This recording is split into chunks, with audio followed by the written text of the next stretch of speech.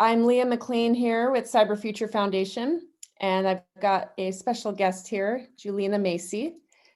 And before we get started, just a little bit of background. Cyber Future Foundation, we recently, in partnership with Softwell Partners, have been awarded a $10 million contract from the U.S. Department of Labor, essentially to work together to meet the cybersecurity industry workforce shortage.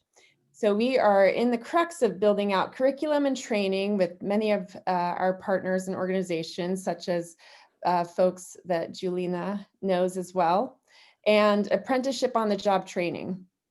There's definitely a need for this. We all know in the industry, this is continuous and continues to be a challenge for us all to meet. There are a lot of initiatives going on around this.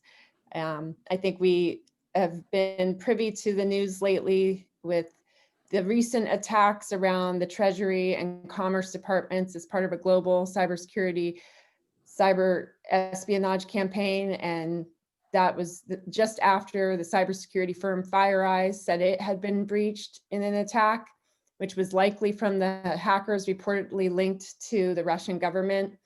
And it's not that these companies don't have good security, but that attackers are that sophisticated, and they continue to be. But one area within the US that is very much a big cybersecurity hub here in Texas is San Antonio.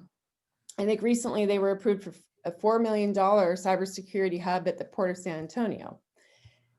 And so Julina Macy, you are the Director of Communications for the Center for Infrastructure Assurance and Security, and tied to the University of Texas of San Antonio. Thank you so much for being here today with us. Thank you so much for having me. Of course. And there is a lot of talk out there on cybersecurity skills and talent and the shortage. And yes, many organizations are struggling a bit and hiring and wanting the talent for their needs. But I'd love to, love that you're here today to talk to us about where does it begin with the youth and what kind of programs are out there for K through 12. But before we get into that, can you start by sharing a bit of background about yourself, how you got into cybersecurity and your current role? Sure. It's not, unfortunately, a very exciting history, but I've been in marketing and communications for 15 years now. And about 3 or so years ago, I had the opportunity and privilege to join the CIAS at the University of Texas at San Antonio. And that really began my career, if you will, in cybersecurity. I do have a pretty extensive background in nonprofit and community engagement. So this was a natural fit, particularly when we're looking at K-12 education and that grassroots efforts of really expanding these efforts nationwide. Awesome. And today you're going to share with us the K through 12 cybersecurity program that you and your team have implemented. And that's largely based on gamification. So really excited to hear more about that. But first, can you talk a little bit about the acclaimed International Cyber Patriot competition and that connection to CIAS? Sure. So for those who may not be familiar with the CIS, our mission really is to deliver quality research, training, cyber defense competitions, and exercise programs. And all of these things work together to advance community and organizational cybersecurity capabilities and collaboration. So when we look at cyber defense competitions, we really have two different competitions that are our highlights. We do have others that we work with. But with the K-12 focus, about 11 years ago, the director of the CIS, Dr. Greg White, actually wrote the white paper of the acclaimed Air Force Association Cyber Patriot program. This is a middle school and high school virtual cyber competition. And it has grown to be, I believe, currently the world's largest cyber defense competition of its type for that age group. Last year, I believe there were more than 32,000 competitors in the competition here in the US. So it's definitely a growing program. It's team oriented, it's that collaboration effort. where these students get real hands-on experience of what cybersecurity looks like. It is a mentorship program. So if anybody in your audience today wants to get involved in it and help mentor teams in local middle school and high schools in their area, we love to help connect you to Cyber Patriots and work more in that area. You can learn more about, of course, at cyberpatriot.org as well. And yeah, and the last thing I'll say is while we did help get that program initiated, to this day, we're still heavily involved. And we actually run the technology that runs the program today, 11 years later. That's cool. I don't know if I knew that part. Very cool. And 32,000, that's a big number that you are very much addressing a lot of folks. That's so great to hear. And national, right? I think it was last month, CIAS announced that the program launched nationally. So yeah, our overall cybersecurity program, yes. Yeah. I know great announcements I've been seeing coming out of what you're doing and the work that you all have been driving and initiatives. So I know you've got some props and visuals to share with us as well. So I want to get kind of straight to that and just, tell us more. What is the initiative? How does it work? Let us know all the details, if you will. Will do. And I have some props here, as you mentioned, and I have a PowerPoint to also help provide a little more visual aids as we move forward. But essentially, last month, we were excited to announce the national partnership with the MITRE Corporation as our in-kind presenting sponsor to help drive this program nationally. And we've really been around our gaming initiatives for about 5 years now at the CIAS. We again have done training exercise at the professional level, cyber defense competitions, information sharing, helping communities at large become more cyber aware and cyber secure. But again, our director, Dr. Greg White, has always loved gaming. He himself is a big Magic the Gathering fan. Anybody out there who's played Pokemon or other similar collectible card games will be familiar with the concepts. And what this is how can we use games to create a culture of cybersecurity as young as 5 years old? And so that really helped drive our initial game, which really starts at age 11, 12, middle school, high school. It's our flagship program, Cyber Threat Defender. And it's a card game that 54 cards that again is very common. Kids are already familiar with card decks. And it's a really cool low-tech way to teach a high-tech concept. So no matter where a student or a player might be located, if they're in an underrepresented community, if they have little access to technology, maybe they're in a technology dead zone, they can still learn about this growing field and hopefully want to pursue a career in cybersecurity. But at minimum, our goal is to have every student grow up to be cyber secure individuals. As they play with their family and friends, that security knowledge grows with them. And it's a nice tool and resource in the classroom as well. There are a lot of great technology schools and classrooms out there, but again, not all of them have that accessibility. So this still is a great tool to teach these concepts, even for teachers who have a background in cybersecurity. They can still use these games to teach it, incorporate it into the curriculum, or make it an after-class downtime project, or a homework assignment to take a card deck home with them to play with their families or friends. So a lot of versatility with how it can be used. And as I'll go into a little bit more what those cards look like, it's really neat because this game is also designed to be played in 10 to 20 minutes. So we're not looking at taking a whole lot of time in the classroom or at home. But again, it's really about the engagement. Everything we designed in this cybersecurity program has to be fun first.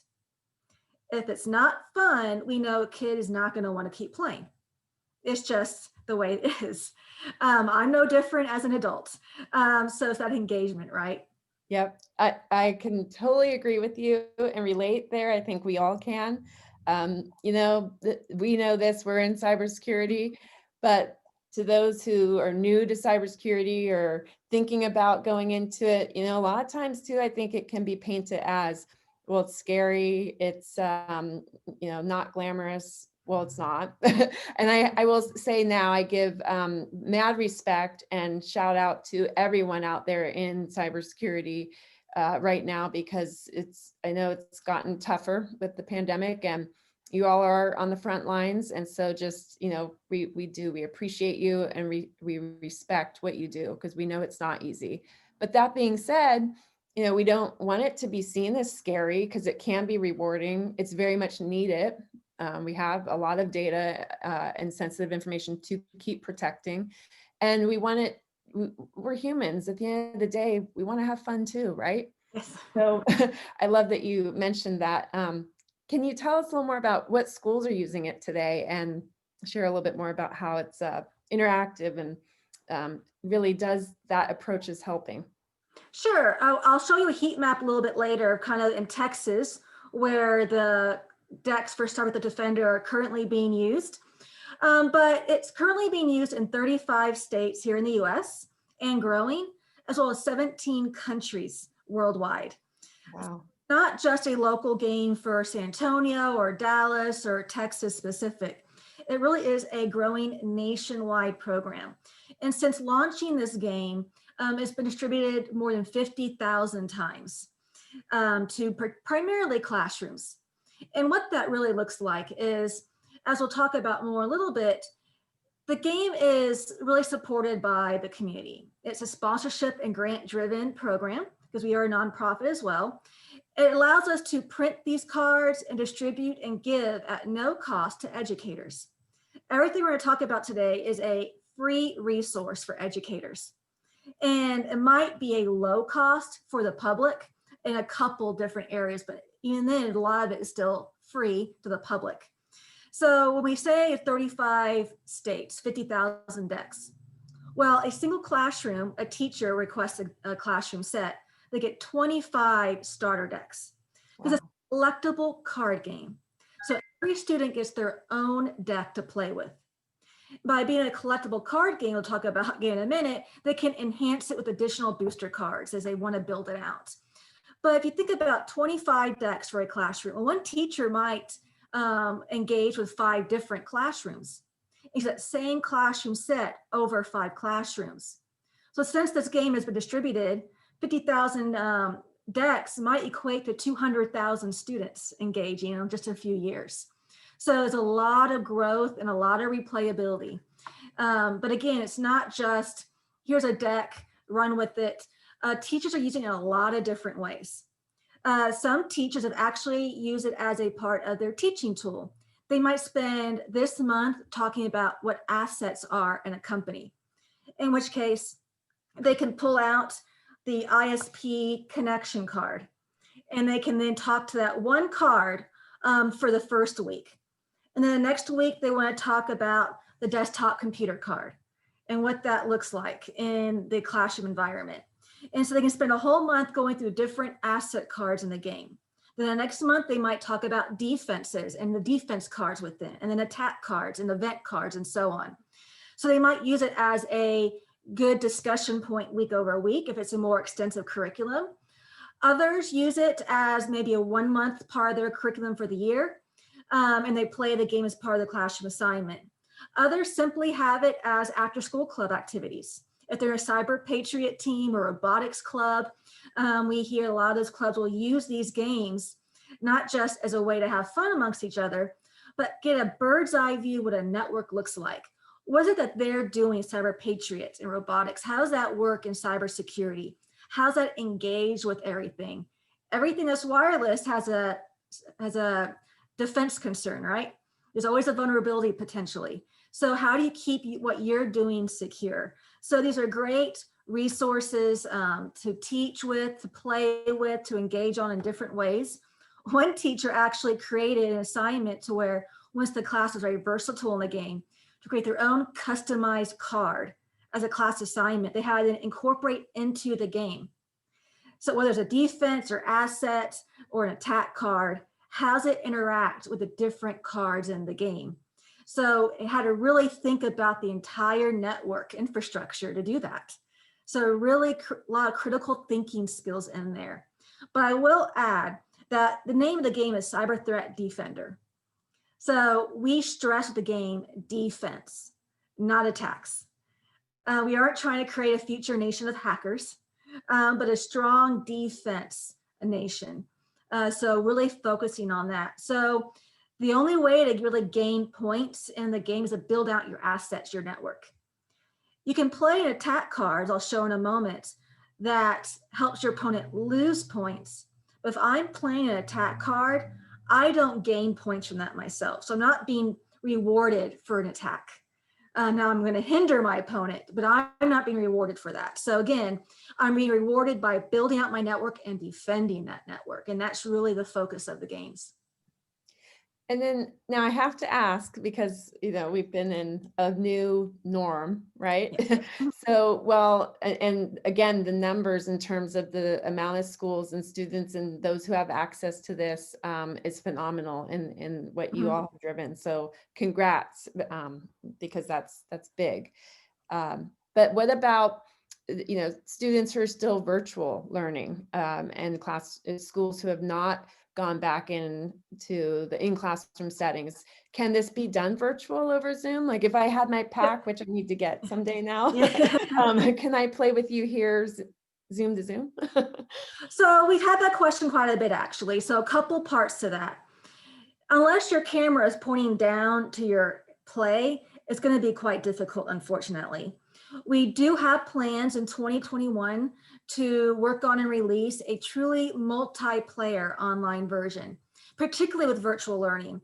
We really don't anticipate ever going back to full classroom for a while, of course.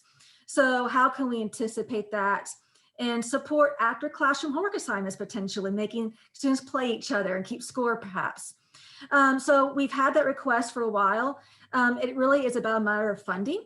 Because again, we are a nonprofit. So if anybody out there wants to help support and drive that development ahead of schedule, please reach out to me. I'd love to talk to you about that. We have a great internal team, but again, it is a funding concern. But we are working on that and hope to release it in 2021, at least a starter point. But we do still have a free electronic download version of the game right now. You're playing an AI. So you're playing the computer itself. So you can't do it player to player in a classroom setting, but you can still work on it, learn the cards, learn the skills, and still have a lot of fun with that. And in fact, that's why we developed it. We had a lot of requests initially for electronic play. So we created that electronic version a couple years ago, and it's since been downloaded primarily in schools, again, more than 7,000 times. So if you think about computer labs, one computer lab might have 20 students playing on it. So how many students are actually playing it, we can't keep track of that. But again, 7,000 downloads to date of the electronic version. So you can still do that, or get your own personal copies of the deck and play with your family at home. Oh, and I do want to get back to that because, addressing, well, who can they play with today and what does that look like, in their homes or elsewhere. But can you talk a little bit more about, when you were showing those cards, very much felt real world scenarios and what they would be dealing with, eventually what we do in our day-to-day jobs. I think you had mentioned when we talked earlier, some of the scenarios or attacks or threats that you do show within the cards and the games, they are based on kind of the real world. Can you share a little bit more about that? Sure. Actually, I'll go ahead and pull up my PowerPoint. Awesome. Visualize the cards a little better as well. And you'll see the relationship and kind of what that looks like for more of a professional organization as well. So let me share my screen. And then you had mentioned earlier when we first started chatting here that a lot of the technology and back end that you guys have deployed or implemented or initiated. I'm sorry, one more time. You had mentioned earlier that a lot of the technology in the back end is something that you guys had driven. Yes. So our part of the CIS is very technology driven. So we have our amazing cyber defense competition team, and they actually develop and run the technology behind the Cyber Patriot program, National Collegiate Cyber Defense Competition, or the NCCDC. So it's basically creating shell companies that look and feel real, that the players and the teams they're in must defend in real time against hackers and red teams.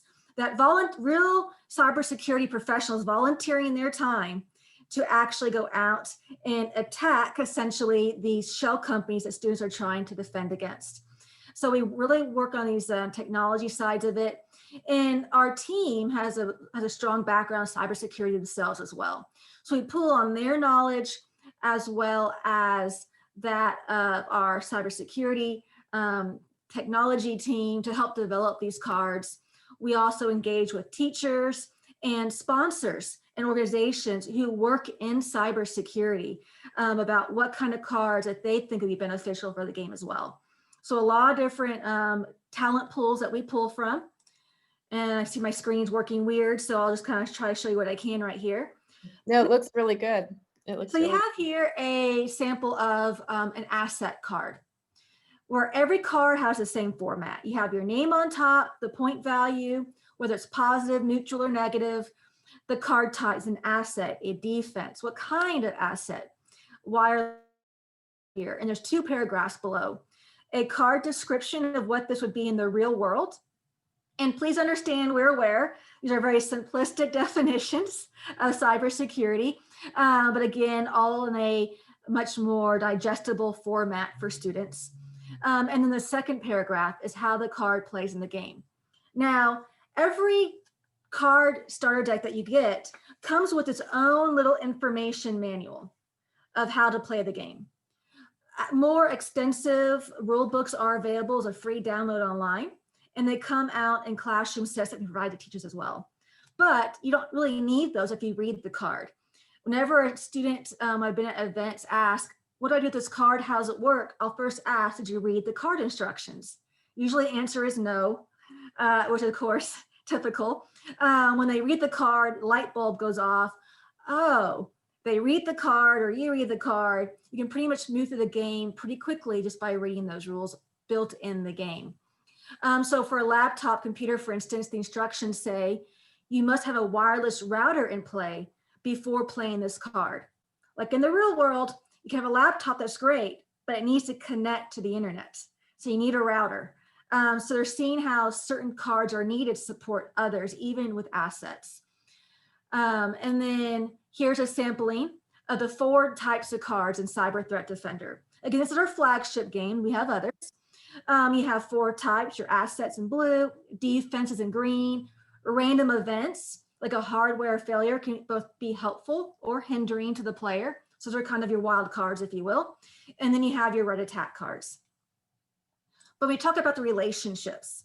And you're starting with kids literally in kindergarten? So this is for the middle school, high school student age group. Okay, and so middle school age range. Yeah, so this is age 11, 12 and up. Okay, yeah, so I can see why I think it's great even as an adult, the simplicity, because you really want these kids that are in that age range to really absorb it and learn and understand. I think it's great. And again, if it's not fun, they're not going to replay it, right? And so the game is used in a way to teach them through replayability, through retention. By that constant reinforcement of playing the game, they learn cybersecurity without even realizing they're learning. So I love it for that reason alone. So here fans too, right? Being short. Yeah. So exactly. So here's an example. We have a wireless router. If you were to play that, then your laptop works. But if you don't have an encryption defense card in play, you're then vulnerable to a wireless sniffing attack, which can actually remove the wireless router from play. So then you can no longer use your laptop. So again, you're starting to see how certain cards interact with specific other cards. So not every attack works against every defense or can take every asset away from you. They're very specific in the relationships of what's playable and what's not.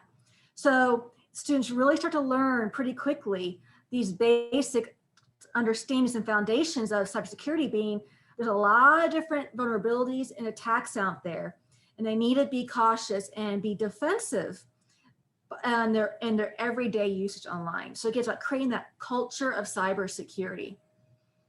And again, it's a collectible card game, booster packs. So an example is our personnel booster pack. Again, it's student oriented. So what kind of careers are available in cybersecurity? So we have an example on your screen of IT security engineer or a penetration tester. This could also be a rogue employee or a CISO. So every booster pack has 12 additional playing cards in it, as well as several fact cards. Just additional information related to cybersecurity. Really neat teaching tools a teacher can use again in other ways that talk about cybersecurity. But every year we try to add at least 1 to 2 booster packs. So not just like the personnel pack we just looked at, but organizations can also create their own customized booster pack. So again, as I mentioned, MITRE is our in-kind presenting sponsor for our K-12 cybersecurity program. Which is huge and excellent. Amazing, and which we announced last month. We love working with them. They've been a strong proponent of this program for a couple of years now as we try to develop it. And they create their own booster pack. And when the sponsor does their own booster pack, they are basically given at this level 1,000 starter decks they can distribute to wherever they like, whether their own professional purposes or in classrooms. And they can create a customized playable card in the game. And a lot of our companies that engage in this, like Rackspace and Lockheed Martin, are in the cybersecurity realm. But you don't have to be in cybersecurity to support the program.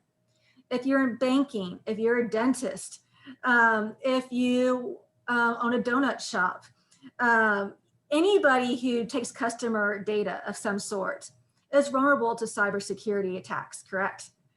Well, yeah, I mean, right. You don't need to be in any specific industry because all of them are susceptible if you have a business and you're transacting online. Exactly. So if you want to engage and support cybersecurity education in your local schools or help get a program started, these are great ways to do that. And again, some of these cards can be purchased through our online store, based again on how the sponsor chooses to move forward with it, or they could simply be donated as part of the classroom sets that they give out to schools. Or we can distribute it to the schools that they target, or to the waiting list we always have every year, teachers requesting their free classroom sets. Well, okay, stepping back a minute though, these, MITRE and Lockheed Martin, Rackspace, other companies who are also wanting to get the packs themselves. And sure, I know that, there's a lot of efforts they're donating to schools, et cetera, or maybe they're using it for their, the swag when we used to go to conferences and now you can direct mail after the virtual conference. But, or kids of their own. Beyond kids, all ages? I mean, you would find this useful. Definitely. I see other folks finding it useful that are adults. So tell us a little bit more on how these companies might be using it with their own internal employees. Yep, it's perfect timing, actually. We, of course, our focus is K-12, but we have seen this program extend beyond the high school level. We have seen many companies use it as a training tool for their own company employees about cybersecurity. Everybody knows you shouldn't click on something from someone you don't know. Cyber attacks are more sophisticated. It's hard to tell if it's a cyber phishing attack or not. So there's new ways we need to engage even the employees in the company. So based on the needs and size and awareness programs you might have, these games can be a great tool to, just like a student, we all love playing games, something more interactive than just watching the PowerPoint presentation sometimes, and then you just glaze over and don't retain it. But again, you're going to learn and retain and have fun learning about cybersecurity with a game like this. An example of how others have used it was the US Air Force. They actually purchased their own set of starter decks and their own custom booster pack, as you can see on your screen. And they use this booster pack for all incoming recruits at their technical schools at Keesler Air Force Base. So every time an incoming recruit comes into their school, they get a starter deck and a booster pack that is Air Force themed with what their specific software needs are. So again, it's not just for middle school, high school ages or younger. anyone can really benefit from this tool and this resource to build awareness and training in cyber defense, essentially. It's about that culture, again, of cybersecurity. And so this applies to everyone, not just 5 to 18-year-olds. Oh, that's so important, the culture of Mm-hmm. cybersecurity. And I mean, we see it every day. I'm an example. I was, primarily always in tech, coming from Silicon Valley, but not necessarily cybersecurity when I started out my career. And so had to learn, didn't have access to these cards in this great program that I wish I did. But you think about so many people out there who, they have they look to transition into cybersecurity and they need to just get the basics down. This would be great. I mean, looks very much like something that could be beneficial as part of training programs. I love it. Definitely. And, it's fun because as adults play it, whether it be a parent or older sibling or a mentor at a school, we last couple years started citywide tournaments here in San Antonio where we're located, and kind of seeing how it can really engage beyond the classroom. Again, we don't want to keep it ideally just in the classroom if they don't have access necessarily year round. So how can we bring it outside the classroom, but still engage our youth? So just like there are other card game tournaments of other sorts every year, we started our own. So in 2018 and 2019, we held citywide tournaments for anyone over the age of 9. It was actually started for age 11 plus initially, but at our very first tournament, we had a family in particular walk in with several young ones, the youngest being 9 years old. And they assured us the 9-year-old was very fluent in Cyber Threat Defender and wanted to play as well. So we will go ahead, we allowed it, and he won several rounds against, teenagers and above. In fact, his older brother at age 11 won the tournament in both 2018 and then in 2019 when he was 12. And then in 2019, his sister won second place. And another middle schooler, she won third place. We had 3 middle schoolers win in 2019, again, playing adults. So when you see really? a middle schooler beat a cybersecurity professional, if you will, it's hard to describe. It's truly amazing and something you have to see for yourself. Unfortunately, we postponed it this year. Might have to delay it again in 2021. We'll see how it goes. But again, it's really fun to see boys and girls of all ages engaging in Cyber Threat Defender. So even though it's designed for 11 and up, we have seen younger grades take hold of that, which I'll talk about here in a second as well. And you'd asked a moment ago about where they're located. So I did have a slide for that. Here's a little heat map of Texas specifically, the saturation. Obviously the Texas triangle, we have the most usage of the game right now, but again, all over Texas, Oklahoma, Alabama, Arkansas, and other surrounding states. But this is more focused on Texas, but again, it's nationwide. So if you out there have a local school, if you're in Dallas or elsewhere nationwide that you want to support, we're happy to work with you on that. And really, if you want to sponsor a classroom or you are a teacher yourself and would like your own complimentary classroom set, just let me know and we'll definitely be happy to connect with you. And then you had, let's see, when we were talking about this a week or so ago, I think you called out, maybe you're going to get to this at some point, Cyber Bears program. And so yeah, I'll talk about that in just a moment. Okay, great. But I wanted to real quick highlight, again, it's the K-12 program. We've been talking this whole time about our middle school, high school game, Cyber Threat Defender. And that was our flagship program. But again, we launched this last month, we really expanded it as a K-12 program. And you'll find a lot of K-12 programs out there that really only tailor to 6 through 12 grades. But we really want to hit that elementary group because teachers have been talking to us and requesting younger versions of the game for several years now. So we have done that now. We just launched in the last semester, so I think it was August, September, Cyber Threat Protector, our newest card game. which is for 3rd through 5th grade. 3rd through 5th. Okay, so Yep. that's what ages that we're talking about there. I mean, About 8 to 7, 11. 8 to 11. Okay. Yep. So we have our card deck, just like a Cyber Threat Defender. Mm-hmm. 4 cards. It's simpler though. So as an example, in Cyber Threat Defender, we have here a hardware failure, a lot more text and more heavy on content. And then Cyber Threat Protector, the same card, but simplified, both visually and content wise. So they're learning at the young age the same concepts and mechanics, Mm-hmm. older version, grade level, but simpler language and an easier counting structure. So for instance, the game cannot go below 0 points, whereas Cyber Defender can. Okay. Because they aren't learning negative numbers necessarily in the 3rd grade.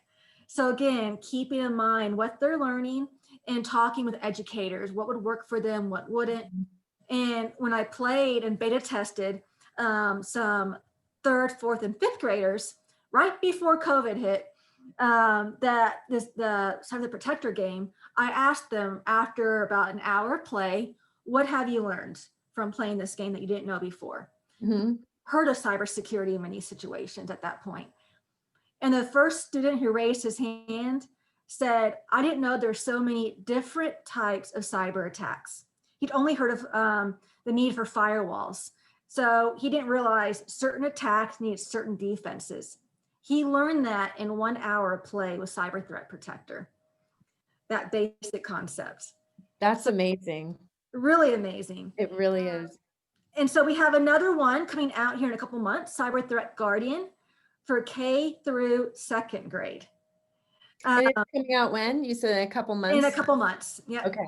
We actually planned on releasing it a few months back, but we held off with COVID because it can't classroom and whatnot. So we started having people asking us for it. So we can go ahead and release it here in a couple months, and it'll be accessible like all the other games.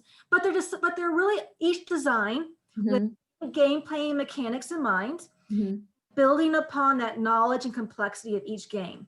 So if they play Cyber Threat Guardian in 2nd grade, they should be able to build upon that and easily jump into Cyber Threat Protector. And they hit middle school, easily jump into the next game without having to learn a whole new set of rules or concepts. So again, a school with a full curriculum on STEM and cybersecurity can really adapt this quite easily. So now you're going to have a complete K through 12 toolbox at the school level. But what does that look like? So here are our Guardian cards. So we have no text on it except for the card name. It's more visual, like Uno. Because then this is now for the K through 2nd grade, right? Yeah, so 5-year-old to 7-year-olds. Yeah, kids at age 5. Yep. Amazing. And we have different mascots for each game. So we have our Cyber Threat Guardians. They're at the bottom of the screen.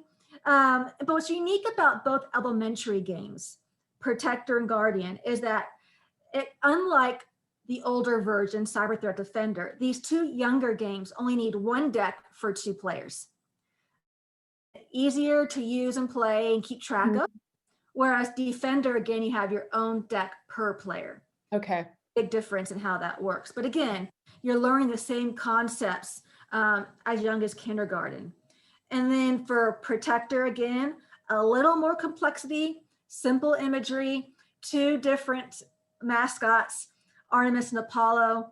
Again, simplified from the middle school, high school game, but the same concepts reinforced. So you're seeing the games build upon each other with fun characters to drive that conversation forward. But again, these are all part of our overall program. And that's where the side bears come in, as you mentioned a moment ago. So, yes. Okay. This is, so I love we actually launched these characters a year ago. And there's been a call for mascots of cybersecurity for several years. We know there's Garfield out there in some areas of cybersecurity, and he's phenomenal. He's great. But he tends to be focused more on online safety, at least from what I've seen. And there's still a little confusion on his comic book character versus his cybersecurity education. So we wanted to create a fresh look and really create characters that can engage with the players in different ways, that tie into cyber in different ways. So we create this culture of cybersecurity with the Cyber family. And each one is named after someone connected to cybersecurity and technology, both past and present. So Alan Cyber, after Alan Turing for the Enigma machine. Grace Hopper is the mother. And Alan Cyber is our cybersecurity professor at UTSA. Grace Cyber is a cybersecurity professional. Then you have Ada Lovelace, the first computer programmer in the 1800s. She's the daughter, helps her mother, Dorothy, after Dorothy Denning. And Ada is our social media guru.